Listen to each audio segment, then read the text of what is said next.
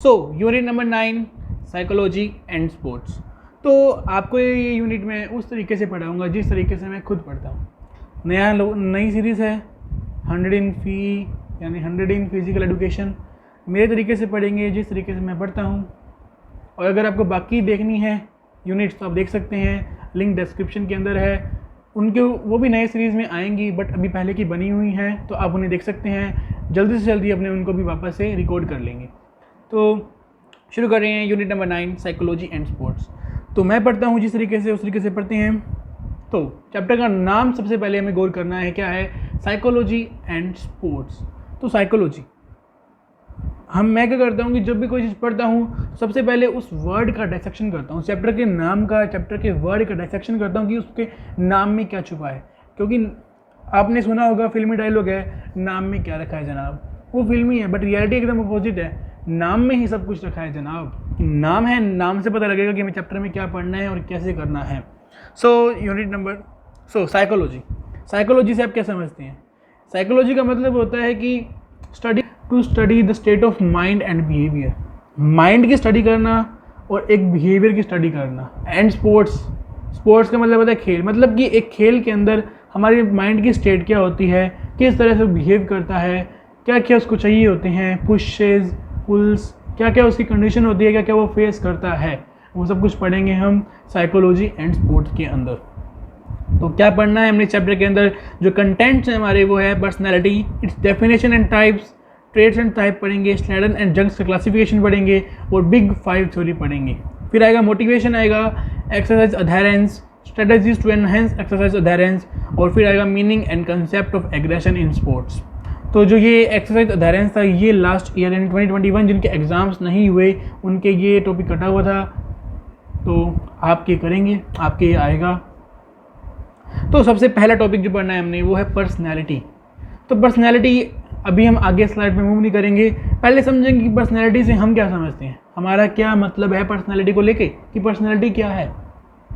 जब भी हम किसी पर्सन को देखते हैं, एक सुंदर सा हैंडसम सा बंदा वहाँ से चल के आ रहा है, आप यहाँ हो, सामने से एक बंदा चल के आ रहा है, तो आप क्या कहेंगे? अच्छी खासी बॉडी शॉडी है उसकी, कि उसकी पर्सनैलिटी अच्छी है।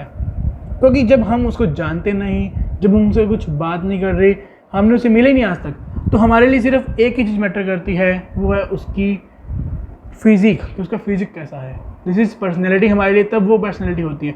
बट एक्चुअली पर्सनैलिटी क्या होती है, आइए देखते हैं। तो पर्सनैलिटी क्या होती है? पर्सनैलिटी की आप डेफिनेशन ये लिखेंगे, personality is the integration of all the habits which determine the role and status of a person in the society.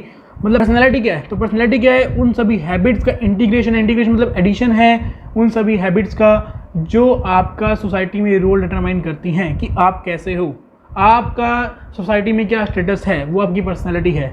तो personality is the overall impression that a person creates on other.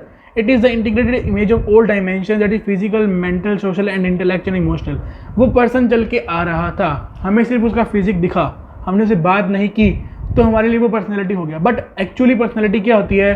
Personality होती है वो कई सारे parts के अंदर होती है, और जो 4 मेजर पार्ट्स हैं उनको बोलते हैं डायमेंशंस ऑफ पर्सनैलिटी। यानी पर्सनैलिटी जो है वो खुद एक कंप्लीट यूनिट है, और वो कंप्लीट यूनिट किससे बनी है? फर्दर वो मेन 4 यूनिट से बनी हुई है। और वो 4 यूनिट्स क्या है हमारी? वो 4 यूनिट्स हैं हमारी डायमेंशंस ऑफ पर्सनैलिटी। और वो 4 डायमेंशंस क्या है? उनके नाम है physical dimension, mental dimension, social dimension and emotional dimension. तो मेरे साथ रिपीट करेंगे, physical dimension, mental dimension, social dimension और इमोशनल डायमेंशन। ये चारों मिलके आपकी डिसाइड करते हैं कि आपकी पर्सनैलिटी को दिखाते हैं कि आपकी क्या पर्सनैलिटी है। तो पहले हम पढ़ेंगे फिजिकल डायमेंशन। तो फिजिकल डायमेंशन वही था कि वो पर्सन सामने से चल के आ रहा है, आपने उससे आज तक बात नहीं की, आपके मन में उसकी फिजिक को देख के एक अंदाजा लगा उसकी पर्सनैलिटी का, और वो है physical dimension. It is considered the most significant dimension of personality. Significant dimension है पर्सनैलिटी का। It is based on the fact that first impression is the last impression. अगर आप उस पर्सन से मिले नहीं, तो वो जा रहा है वहाँ से, आपने उसको देखा, तो आपके मन में उसकी एक अच्छी इमेज बन गई, which is the physical dimension of personality. तो फिजिकल डायमेंशन का तो क्या आता है? उसका फिजिक अच्छा था, उसकी अपीयरेंस अच्छी थी, उसकी हेल्थ अच्छी थी। जैसे इस फोटो में देख सकते हैं, साइड में मैंने लगाई है। इनर क्वालिटीज़ जो होती हैं वो स्टार्टिंग में मैटर नहीं करती, स्टार्टिंग में आपका फिजिक ही मैटर करता है। This is the physical dimension. और आपके क्वेश्चन क्या आ सकता है बोर्ड एग्जाम के अंदर? आपके क्वेश्चन आ सकता है कि define personality and it's dimensions. तो आपको सबसे पहले करना है पर्सनैलिटी की डेफिनेशन लिखनी है, फिर डायमेंशन और पर्सनैलिटी के बारे में लिखना है, फिर चारों डायमेंशन लिखना है और इन्हें एक्सप्लेन करना है। 5 नंबर में क्वेश्चन आने की पॉसिबिलिटी है। सेकंड आती है हमारी मेंटल डायमेंशन।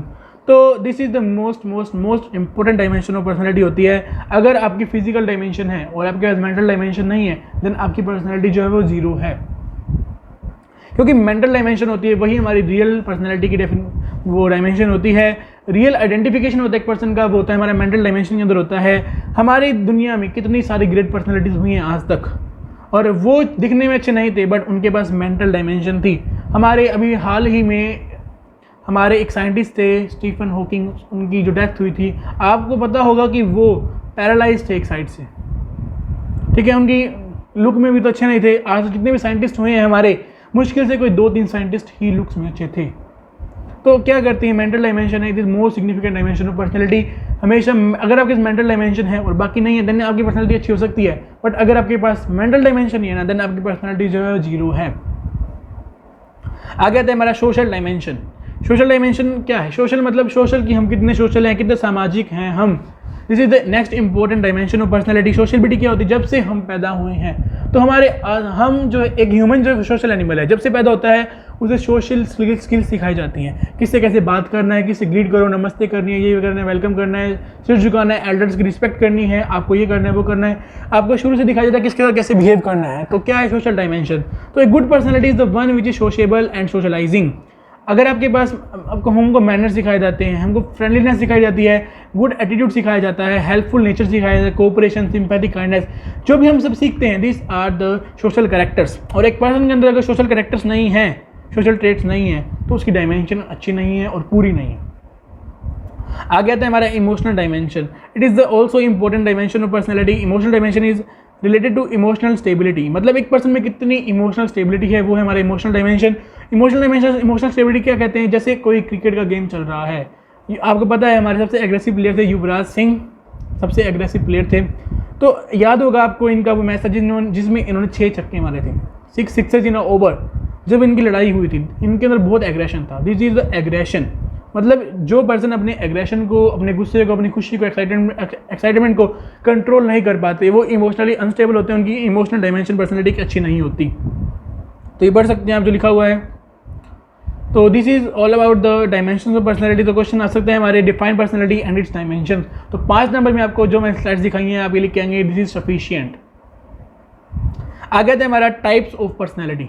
तो वो द डायमेंशंस ऑफ पर्सनैलिटी। अब पर्सनैलिटी कितने टाइप्स की होती है हमने भी पढ़ा। पर्सनैलिटी क्या होती है? पर्सनैलिटी जो होती है चार चीज़ों से बनी हुई है। वो 4 चीज़ें हैं, फिजिकल, मेंटल, सोशल, इमोशनल। अब उन चारों के अकॉर्डिंग पर्सनैलिटी को डिफाइन किया गया है कि type A, type B, type C और टाइप डी ऑफ पर्सनैलिटी। तो देखते हैं क्या है हमारे types of personality. Type A, type B, type C और type D. Type A personality क्या होती है? ये वो इंडिविजुअल होते हैं जो कॉम्पिटिटिव नेचर के होते हैं। ये क्या होते हैं? सेल्फ क्रिटिकल होते हैं। इनका खुद से मतलब होता है और किसी से इनको कुछ लेना देना नहीं है, ये सिर्फ खुद के लिए जीते हैं। इनके क्या होते हैं? हाई वर्किंग इन्वॉल्वमेंट होती है इनकी, ये जल्दी से एक्साइटेड हो जाते हैं, जल्दी से गुस्सा हो जाते हैं। इनमें अर्जेंसी का रहता है कि फटाफट काम हो जाए, ये जल्दबाजी में रहते हैं हमेशा, और ये हमेशा इम्पेशेंट रहते हैं डिलेज के कारण, और जल्दी से जल्दी गुस्सा मान लेते हैं। This are type A personality. Type B personality क्या होती है? टाइप बी सबसे अच्छी पर्सनैलिटी होती है, B for best. This is the best personality. ये कॉम्पिटिटिव नेचर के नहीं होते, ये इजी गोइंग होते हैं, पेशेंट होते हैं, ये जल्दी से गुस्सा नहीं करते, शांत रहते हैं। ये अपने इमोशंस को मतलब अप्रोप्रिएटली एक्सप्रेस कर सकते हैं, कंट्रोल कर सकते हैं। इनमें इमोशनल स्टेबिलिटी होती है। They are able to cope to stress effectively. Stress को कोप कर सकते हैं। ये ओवर अचीवर्स और ओवर एम्बिशियस नहीं होते। इनको इनकी काबिलियत पता होती है कि इनको क्या है। These are the quite satisfied in their lives or they are called successful person in their life। मतलब जो टाइप बी पर्सनैलिटी की बेस्ट पर्सनैलिटी है, इसके ना चारों डायमेंशंस होती है पर्सनैलिटी की। ये जो हमारे समाज में हम देखते हैं कि बड़े बड़े लोग हैं जो सक्सेसफुल हुए हैं, उन सब की पर्सनैलिटी टाइप बी है। Type C personality, the individual of this type of pleasing and appeasing nature के होते हैं। अपने इमोशंस को है वो एक्सप्रेस नहीं कर पाते, खास करके गुस्सा एक्सप्रेस नहीं कर पाते। ये कई बार खुद की ज़रूरतों को अनदेखा कर देते हैं, और ये स्टार्टिंग से ही अकेले रहते हैं। आपकी क्लास में देखा होगा आपने, कोई बच्चा ऐसा होता है जो हमेशा अकेला रहता है, अपने में ही खोया रहता है। फिर type D personality. Type D personality क्या होता है?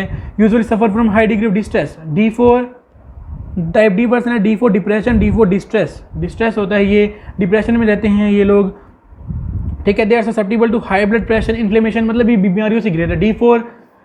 बी फॉर बेस्ट था, D for disease, D for depression, D for distress, D for disapproval, मतलब ये घिरे रहते हैं परेशानियों से, डिसअप्रूवल से, डिप्रेशन से।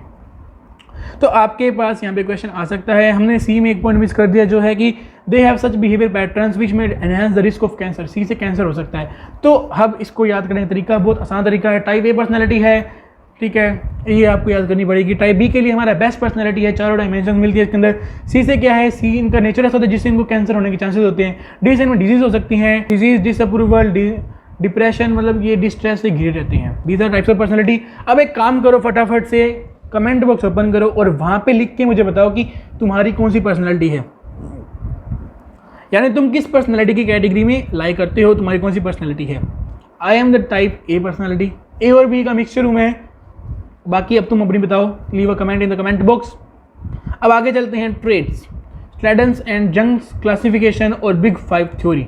अब हमारे पास आता है क्लासिफिकेशन, आता है स्लेडन और जंग का क्लासिफिकेशन आता है। आपके क्वेश्चन आ सकता है कि स्लेडन और जंग का क्लासिफिकेशन बताओ और बिग 5 थ्योरी। ये है हमारा स्लेडन का क्लासिफिकेशन, जिसमें हमारी बॉडी को 3 टाइप्स में डिवाइड किया गया है, जो है एंडोमॉर्फ, मेसोमॉर्फ, एक्टोमॉर्फ। तो पढ़ते हैं हम कि एंडोमॉर्फ क्या होता है। आप देख सकते हैं साइड में डायग्राम से शो किया गया है आपको कि एंडोमॉर्फ क्या होते हैं।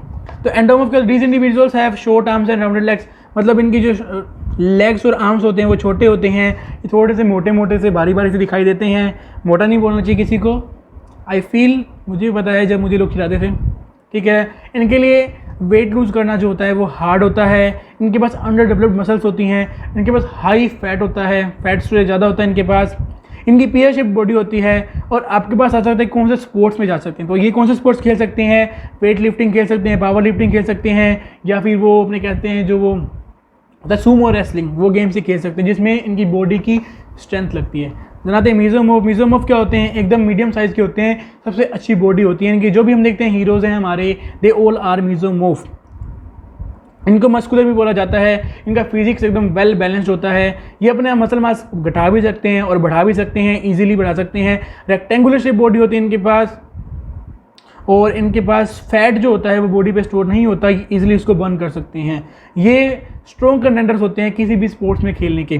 जैसे हमारा एक्टोमॉर्फ, एक्टोमॉर्फ होता है जो दुबले पतले लोग होते हैं, जैसे हमारा पोपट लाल है, मैं दुनिया हिला दूंगा, तारक मेहता का उल्टा चश्मा के अंदर। These are the ectomorph. तो they have weak constitution of body, usually face great difficulty in gaining weight. इनको वेट गेन करना बहुत मुश्किल होता है। जैसे आपका कोई ना कोई ऐसा दोस्त होता ही है, आपका कोई ना कोई ऐसा दोस्त होता है जिसको कितना मर्जी खिला लो उसको कुछ फ़र्क ही नहीं पड़ता, वो मोटा नहीं होता। और कोई ऐसा होता है जिसको थोड़ा सा खिलाओ और वो बिल्कुल मोटा हो जाता है। ऐसा आपके, हाँ, ऐसा हमारे अमूमन दोस्त होते हैं। तो आता है हमारा, इनका मेटाबॉलिज्म बहुत क्विक होता है एक्टोमॉर्फ का, जिसके कारण ये फैट जल्दी से बर्न कर लेते हैं। देन नेक्स्ट आता है हमारा ट्रेड्स एंड स्लेडन्स जंग क्लासिफिकेशन के, आता है हमारा जंग्स का क्लासिफिकेशन। हमारे पास क्वेश्चन आया था, हमारे पहले क्वेश्चन आएगा स्लेडन का क्लासिफिकेशन हमें बताना है, एंडोमॉर्फ, एक्टोमॉर्फ, मेसोमॉर्फ। और अब आता है हमारा जंग्स का क्लासिफिकेशन। 3 तरह डिवाइड किया गया है हमें, हमारे माइंड को, स्टेट ऑफ माइंड को डिवाइड किया गया है, इंट्रोवर्ट, एक्सट्रोवर्ट और एम्बीवर्ट। अब इंट्रोवर्ट क्या है, इंट्रोवर्ट वही है जिसके अंदर हमारा पर्सनालिटी का सोशल डायमेंशन नहीं होता। ये बंदा क्या होता है, ये अपने अंदर ही खोया रहता है। हमारी क्लास में एक बच्चा होता है जो किसी से बात नहीं करता, अपने अंदर ही खोया रहता है। These are the introverts. क्या होते हैं, ये लोगों से बात करने में इतने होते नहीं, ये अपने को लोगों से दूर रखते हैं, इनको सोशल होना बिल्कुल भी पसंद नहीं है। तो हमारा एक्सट्रोवर्ट। तो एक्सट्रोवर्ट्स क्या होते हैं, एक्सट्रोवर्ट वो होते हैं जो हम देखते हैं कि कई लोग होते हैं एकदम फ्री माइंडेड होते हैं, किसी से कैसे मर्जी घुल मिल जाते हैं, किसी से कैसे मर्जी बात कर लेते हैं। They are the extroverts. जैसे हमारा एम्बीवर्ट्स। एम्बीवर्ट्स क्या होता है, मिक्सचर होता है इंट्रोवर्ट और एक्सट्रोवर्ट का। जो पर्सन कभी इंट्रोवर्ट की तरह एक्ट करता है, कभी एक्सट्रोवर्ट की तरह एक्ट करता है, उसमें कुछ कैरेक्टरिस्टिक होते हैं वो इंट्रोवर्ट के होते हैं, कुछ एक्सट्रोवर्ट के। These are the ambiverts. और हमारे पॉपुलेशन में मेजॉरिटी जो लोग हैं वो हमारे एम्बीवर्ट्स हैं, देख सकते हैं आप। ई का मतलब है एक्सट्रोवर्ट। एक्सट्रोवर्ट क्या होता है, एक्टिव होता है, हर्टी होता है, वैरायटी होती है, आउटर वर्ल्ड के साथ रहता है, एक्सप्रेसिव होता है, स्पीक एज दे थिंक और सोशल होता है। इंट्रोवर्ट में क्या होता है, रिफ्लेक्टिव होता है, क्वाइट होता है, फोकस्ड होता है, इनर वर्ल्ड में रहता है, मेजर्ड होता है, मतलब किसी के साथ मतलब एक मेजर डिस्टेंस तक ही बात करता है, थिंक और फिर बोलता है। वो सोलिट्यूड मतलब अकेला रहना पसंद करता है। आप याद कर सकते हैं इसको। तो स्लेडन क्लासिफिकेशन क्या था हमारा, एंडोमॉर्फ, मेसोमॉर्फ और एक्टोमॉर्फ। और जंग क्लासिफिकेशन क्या है, इंट्रोवर्ट, एक्सट्रोवर्ट और एम्बीवर्ट। देन आता है हमारा ट्रेड्स, स्लेडन जंग क्लासिफिकेशन आता है बिग 5 थ्योरी। तो big 5 personality theory this is the important theory. ये 3 नंबर में आ सकती है और 5 नंबर में आने के इसके मैक्सिमम चांसेस हैं, जिसमें आपको 5 लिखने होंगे और उसको बताना होगा। तो बिग 5 पर्सनैलिटी थ्योरी में क्या आते हैं हमारे, पहला आता है ओपननेस, फिर कंसाइशियसनेस, फिर आता है हमारे एक्सट्रोवर्जन, एग्रीएबलनेस और न्यूरोक्रिटिज्म। ये आते हैं 5 चीज़ें आती हैं और उसको याद करने की ट्रिक जो है हमारी वो है ocean. O for openness, C for conscientiousness, E आता है एक्सट्रोवर्जन, फॉर ए मतलब अग्रीएबलनेस और एन मतलब neuroticism, OCEAN, ocean. This are the oceans personality की बिग 5 थ्योरी है। इसमें क्या होता है, ओपननेस, ओपननेस वही है जो व्यक्ति एक्सट्रोवर्ट है एक तरीके से, जो नए चीज़ लर्न करना चाहता है, किसी से ईजिली घुल मिल जाता है। कंसाइशियसनेस आता है हमारा, जिसमें हाई डिग्री ऑफ कंसाइशियसनेस होते हैं, रिलायबल एंड प्रॉम्प्ट होते हैं, भरोसेमंद होते हैं वो लोग। ये लोग सिस्टमेटिक होते हैं, हर चीज़ को सिस्टमेटिक वे से करते हैं, टाइम टेबल को मैनेज करते हैं। फिर एक्सट्रोवर्जन आता है, इनको भी एक्सट्रोवर्ट ही बोलते हैं। ये अपनी एनर्जी देते हैं बाहर के लोगों से बात करके। इनको अगर ये लोगों से बाहर से बात ना करेंगे तो ये मतलब सर्वाइव नहीं कर सकते। जैसे हमने देखा है कि कुछ लोग होते हैं जो बाहर घूमते रहते थे। आपकी गली में एक आंटी ऐसी जरूर होती है जो हर किसी के घर पे जाती है, हर घर की खबर होती है उसके पास, वो होते हैं एक्सट्रोवर्ट। फोर आता है agreeableness, such individuals are friendly, cooperative, compatible, kind and gentle. Agreeableness. उसके बाद है हमारा न्यूरोटिसिज्म। इसमें क्या होता है, इमोशन के अंदर इसकी हाई डिग्री होगी, वो इमोशनली इनस्टेबल होगा, मतलब इमोशनली वो स्टेबल नहीं होगा। तो एक्सट्रोवर्जन की बात करें तो हमारे मोहल्ले में एक आंटी होती है जो हर किसी के घर जाती है, और लॉकडाउन था और वो आंटी घर पे बड़ी मुश्किल से रही है। तो उस आंटी से पूछ के देखना कि कैसा लगता है जब वो बाहर से बात नहीं करते, उनकी एनर्जी डाउन लगती है उनको, जब तक कि वो 4 लोगों से बात ना कर ले। तो चलते हैं अब हम आगे आता है हमारा topic number 2, motivation, its types and techniques. तो मोटिवेशन क्या है, motivation is derived from the word motive. Motive is the combination of thought, feeling और condition that causes one to act. मतलब मोटिवेशन क्या है, मोटिवेशन एक आवाज़ है जो हमारे अंदर से भी आ सकती है और बाहर से भी आ सकती है, जो हमें कोई काम करने के लिए कहती है। Any condition that energizes and direct our action, जो हमें कोई भी काम करने के लिए एनर्जी देती है, डायरेक्ट करती है हमें वो काम करने के लिए, this is called motivation. It is a general level of arousal to an action in an individual. फिर टाइप्स ऑफ मोटिवेशन क्या है, there are 2 types of motivation which is intrinsic and extrinsic. Motivation जो होता है वो internal भी हो सकता है और एक्सट्रिंसिक मतलब जो बाहर का भी हो सकता है। तो देखते हैं क्या होता है मोटिवेशन के अंदर इंट्रिंसिक और एक्सट्रिंसिक।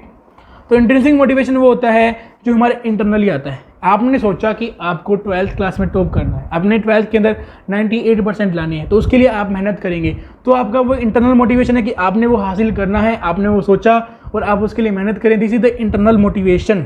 देयर आर हमारा एक्सटर्नल मोटिवेशन जो हमें एक्सटर्नल फैक्टर से होता है। जैसे आपके पापा ने आपको बोला कि बेटा तू 12 टॉप कर दे, जो मांगेगा दूंगा, आईफोन देना आईफोन दूंगा, मैकबुक एयर से मैकबुक दूंगा, जो कहेगा वो मिलेगा, 12 टॉप कर। This is the extrinsic motivation. तो इंट्रिंसिक क्या होता है, जो हमारे अंदर से आता है, और एक्सट्रिंसिक मतलब जो बाहर से, बाहरी साधनों से हमें मिलता है। This is the extrinsic motivation. तो टेक्निक्स क्या है मोटिवेशन की, मोटिवेशन कैसे कैसे मिल सकता है। गोल सेटिंग, जब हम खुद कोई गोल सेट करते हैं कि हमें ये चीज़ हासिल करनी है, जैसे मैंने सेट किया था कि मुझे टॉप करना है, मैं उसके लिए मेहनत करूँगा, तो मुझे मेहनत की मैंने, this is the goal setting. Goal setting की तो वो था मेरा इंटरनल मोटिवेशन था। This is the motivation. अगर आपका गोल है तो आपके पास मोटिवेशन है। देन इलेबोरेट अरेंजमेंट्स, मतलब अगर कोई गेम चल रहा है उसकी अरेंजमेंट्स अच्छी है, वहाँ पे खेलने में आपको मज़ा आ रहा है, आपके अंदर मोटिवेशन आएगा कि इतनी अच्छी अरेंजमेंट्स है, मैं खेलूँगा। देन स्पेक्टेटर्स, ये बहुत अच्छा फैक्ट देखा गया है कि जब जैसे IPL चल रहे होते हैं, हमारे इंडिया में क्रिकेट मैच होते हैं, इतनी पॉपुलर हैं कि अगर वहाँ पे स्पेक्टेटर्स होते हैं तो जो प्लेयर्स के अंदर होता है बहुत जोश आता है। जैसे हमने देखा होगा कि स्टेडियम है पूरा गूंज रहा होता है, धोनी धोनी धोनी पूरा, तो उस बंदे में जोश आ जाता है। अब देख रहे हैं कि कोरोना के कारण IPL जो है वो फेक ऑडियंस की आवाज़ चल रही है वहाँ पे, तो हमें भी इतना मज़ा नहीं आ रहा देखने का IPL का।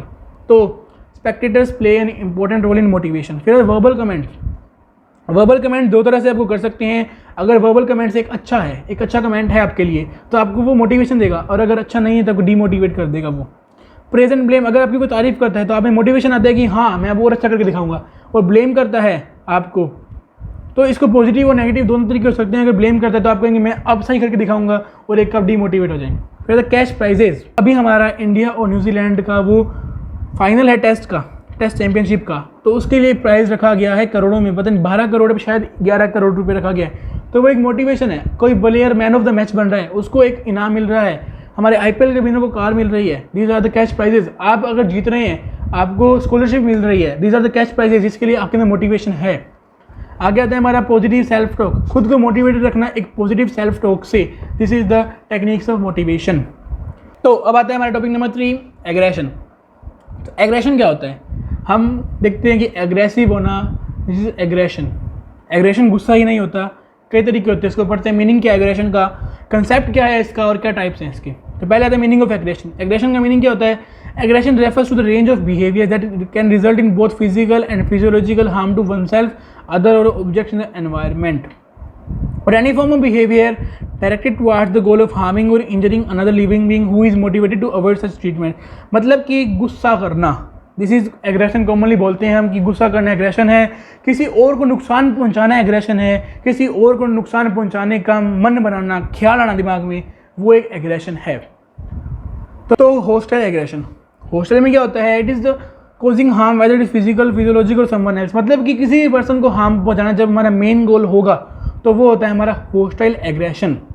इसमें क्या होता है कि फोटो मैंने गलत लगा दी, दूसरे एग्रेशन की थी, ठीक है। तो इसमें क्या होता है कि जब हमारा मेन एम होता है कि दूसरे को इंजरी पहुंचाना, जैसे एक प्लेयर है, एक बॉलर और बैट्समैन की लड़ाई होगी, तो क्या करेगा बॉलर जो है वो जानबूझ के बाउंसर डालेगा जो उसके लगे या उससे कॉन्सेंट्रेशन शेक करे।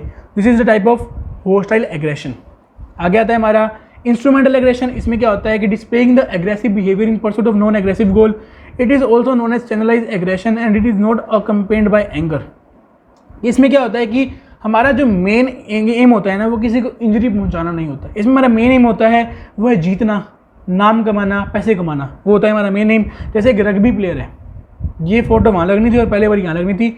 जैसे एक रग्बी प्लेयर है, वो रग्बी प्लेयर क्या करता है कि एक एग्रेसिव प्ले करता है जिससे कि वो जीते, ना कि किसी दूसरे को हार्म पहुंचाए। आगे आता है हमारा ठीक है असर्टिव बिहेवियर। असर्टिव बिहेवियर का कई बार कोचेस बोलते हैं किसी बंदे को एग्रेसिव होने के लिए। तो एग्रेसिव होने का मतलब ये है कि असर्टिव बिहेवियर शो करो, मतलब कि ऐसी कुछ, मतलब उसको वर्बल फोर्स यूज़ करना, अपना बोलना कि उसका कॉन्फिडेंस जो है वो शेक हो जाए। हमने देखा है कई बार हमारे विकेट कीपर गाने गा रहे होते हैं, पीछे से बोल रहे होते हैं ऐसे कर, वैसे कर, ऐसे कर, जिससे बैट्समैन का कॉन्सेंट्रेशन जो होता है वो शेक हो जाता है। This is the assertive behaviour, इसको बोल रहे हैं स्लेजिंग इन क्रिकेट। तो अब आता है हमारा लास्ट टॉपिक जो है topic number 4, exercise adherence. Reason to exercise, benefits of exercise और strategies to enhance exercise adherence. और ये हमारे बोर्ड्स 2022 का टॉपिक है जो 2021 में नहीं आया। तो इसमें भी वही बात करेंगे, वर्ड्स को डाइसेक्ट करेंगे। एक्सरसाइज मतलब एक्सरसाइज हो गया और अधेरेंस का मतलब होना टू स्टिक। तो एक्सरसाइज जो है वो 2 वर्ड से बना है, एक्सरसाइज प्लस अधेरेंस। एक्सरसाइज का मतलब होता है movement that require your muscle to work और your body to burn calories, और अधेरेंस का मतलब होता है स्टिक। तो it is maintaining the exercise regiment for the prolong period, मतलब कि एक्सरसाइज पे स्टिक होना, हमारे एक्सरसाइज के शेड्यूल पे स्टिक होना कि हमें एक्सरसाइज करनी है। This is the exercise adherence. तो हम रीज़न क्या होते हैं एक्सरसाइज करने के? तो रीज़न एक्सरसाइज करने के एनहांस फिजिकल अपीयरेंस, हमारी फिजिकल अपीयरेंस अच्छी होती है। हमने देखा है कि जो लोग जिम करते हैं, एक्सरसाइज करते हैं, उनकी बॉडी कितनी अच्छी होती है, बॉडी छोटी होती है, फुल गिरी नहीं है, उनकी होती है। कहते हैं इम्प्रूव्ड साइकोलॉजिकल और इमोशनल हेल्थ, उनकी इमोशनल हेल्थ भी सही रहती है। एक्सरसाइज करते हैं हमारे माइंड अच्छा रहता है। कहते हैं ना एक स्वस्थ शरीर में ही स्वस्थ मस्तिष्क का निवास होता है। सेम वही चीज़ है कि आपकी साइकोलॉजिकल कंडीशन भी अच्छी रहेगी। फील मोर एनर्जाइज, अगर आप एक्सरसाइज करते हैं तो आप एनर्जेटिक रहेंगे पूरा दिन, आप आलस लेजी नहीं रहेंगे। तो नंबर 4 आता है हमारा डिक्रीज रिस्क ऑफ डिजीज, मतलब जब आप एक्सरसाइज करते हैं तो आपके जो है डिजीज़ के जो होते हैं रिस्क होता है वो कम हो जाता है। मतलब हम एक्सरसाइज करेंगे, हमारी बॉडी हेल्दी रहेगी तो हमें डिजीज़ क्यों होगी? क्योंकि जो आलस होता है वो हमेशा से बीमारियाँ, क्योंकि जो आलस होता है उससे बीमारियाँ आती हैं। एंड 4 कंट्रोलिंग बॉडी वेट, अगर आप एक्सरसाइज करेंगे बॉडी छोटी बनेगी तो बॉडी वेट रहेगा कंट्रोल में, तोंद नहीं निकलेगी आपकी बाहर। फिर 4 लॉन्ग टर्म हेल्थ, हमारी हेल्थ जो है वो लंबे टाइम तक अच्छी बनी रहे, ये होते हैं हमारे रीजन्स टू एक्सरसाइज। अब आता है हमारा strategies to enhance exercise adherence. तो इसमें आता है पहला सिंपल एक्सरसाइज इन बिगिनिंग। देखो ये नॉर्मल है, ज़्यादा इसको मतलब ज़्यादा इसको रटने की ज़रूरत नहीं है, एक बार इसको पढ़ लोगे तो याद हो जाएगा। और यहाँ पे मैं आपको समझाने के लिए कर रहा हूँ, इसलिए मैंने इनको पूरा डिटेल में नहीं लिखा। तो simple exercise in the beginning, मतलब स्टार्टिंग अगर आप एक हार्ड एक्सरसाइज से करेंगे, अगर स्टार्टिंग ही आपने एकदम हार्ड एक्सरसाइज से करी तो आप ज़्यादा आगे तक नहीं सर्वाइव कर पाएंगे, क्योंकि आप पहले ही हार मान जाएंगे, अपनी सारी एनर्जी वहीं रख देंगे। तो क्या होता है कि एक लेवल से धीरे धीरे ऊपर जाना चाहिए। पहले दिन कम, फिर ज़्यादा, मतलब इंटेंसिटी बढ़ानी चाहिए। और जो एक्सरसाइज की डिफिकल्टी और लेवल होता है वो भी धीरे धीरे बढ़ना चाहिए। मतलब हमारा कंसंट्रेट ऑन योर सेल्फ, अपने आप पे फोकस करें कि मेरी कितनी हो रही है, कितना मैं उसमें डेवलप कर रहा हूँ, मेरे गोल पूरे हो रहे नहीं हो रहे। सेट एप्रोप्रिएट गोल, पूरे गोल सेट करें कि एक दिन में इतनी एक्सरसाइज करनी है, मैंने धीरे धीरे उसकी इंटेंसिटी को बढ़ाएं। Take support of others. अगर आप खुद नहीं जा सकते, जैसे हम कभी वर्क पे जाते हैं, अगर आपको एक्सरसाइज करनी है तो किसी दोस्त को साथ लेके चलें, ताकि अगर आपका किसी दिन मन ना हो जाने का और आपका दोस्त जा रहा हो तो आप मोटिवेटेड हो कि मेरे को जाना है क्योंकि वो भी जा रहा है। Selection of exercise of interest, जो जिस एक्सरसाइज करने में आपको इंटरेस्ट है वो एक्सरसाइज करें। अगर भागना अच्छा लगता है तो भागें, अगर पुशअप्स पुलअप्स अपनी मसल्स गेन करना अच्छा लगता है मसल गेन करें। बी पंक्चुअल, पंक्चुअल रहेंगे, टाइम है एक्सरसाइज का, एक्सरसाइज करने जाना है तो जाना है। मेक अ शेड्यूल, पूरा शेड्यूल बनाएं कि हमें को जाना है तो मतलब जाना है, एक्सरसाइज करनी है तो करनी है, कि इस दिन में ये एक्सरसाइज करनी है, इस दिन में ये एक्सरसाइज करनी है। तो this is all about our exercise adherence and हमारा चैप्टर जो था। ओके तो ये हमारा एक बेनिफिट्स ऑफ एक्सरसाइज है। तो जो रीजन टू एक्सरसाइज है वही हमारा दूसरे शब्दों में बेनिफिट्स ऑफ एक्सरसाइज है। तो वहाँ से आप यही सेम लिख सकते हैं उसके अंदर, क्योंकि कोई एक ही पूछा जाएगा एग्जाम के अंदर। तो this is all about our chapter psychology and sports. तो आप हमें टेलीग्राम पर ज्वाइन कर सकते हैं। मेरा जो ग्रुप है ऑपरेशन बोर्ड्स है जो हमारे 2022 के लिए बनाया गया है, वहाँ आप ज्वाइन कर सकते हैं। जो भी आपकी डाउट हो क्वेरी हो वहाँ पूछ सकते हैं, या आप इंस्टाग्राम पे भी मुझे DM कर सकते हैं। आपको इसका भी लिंक जो है डिस्क्रिप्शन मिल जाएगा। और ज़्यादा अच्छा रहेगा कि अगर आप ग्रुप ज्वाइन कर लें तो आपका डाउट जो है वो हाथों हाथ क्लियर हो जाएगा। और भी बच्चे हैं उस ग्रुप के अंदर जो सेम आपके क्लास 12th के हैं, 2022 बोर्ड्स के हैं, आपको उनसे भी हेल्प होगी, कुछ सीखने को ही मिलेगा। तो ज्वाइन करना चाहिए, कर सकते हैं। कोई फालतू स्पैमिंग अलाउड नहीं है उस ग्रुप के अंदर, काम की बातें हैं, कुछ गेन ही करेंगे आप। सो थैंक यू, और इसे अपने दोस्तों के साथ शेयर करना। अगर आपको ये पसंद आया हो, अगर आपको चैप्टर समझ आया हो तो share it with your friends. और इससे ज़्यादा मैं क्या कह सकता हूँ। तो अगर आपको ये वीडियो पसंद आई है तो फ्रेंड्स के साथ शेयर करना, और इसी तरह पढ़ते रहना। मुझे विश्वास है तुम फोड़ के आओगे और आग लगा के आओगे 2022 के अंदर। और अगर आप नए हो चैनल पे तो सब्सक्राइब कर ले चैनल को, क्योंकि अगर आपका एक शेयर होता है, एक लाइक होता है और एक कमेंट होता है ना, वो मुझे इतना मोटिवेशन देता है कि आपके लिए और अच्छे से मैं लेके आऊँ फिजिकल एजुकेशन। और आप देख सकते हैं कि हमारे चैनल के ऊपर जो है, हमारे चैनल के ऊपर शॉर्ट्स आ रही हैं जिसमें आपको योगासन कराए जा रहे हैं। 1 मिनट के अंदर पूरा योगासन कराया, समझाया जा रहा है किस तरीके से योगासन होता है। अक्सर क्या होता है कि योगासन वाले चैप्टर के अंदर हमारा योगन लाइफस्टाइल है, उसके अंदर बच्चों को बहुत डिफिकल्टी होती है किस तरीके से वो पढ़ें, तो उसका भी सोल्यूशन आ रहा है। धीरे धीरे बहुत इंप्रूवमेंट होगा हमारा। This series is 100 in physical education. Share it with your friends. All the very best. एक शेयर तो बनता है ना।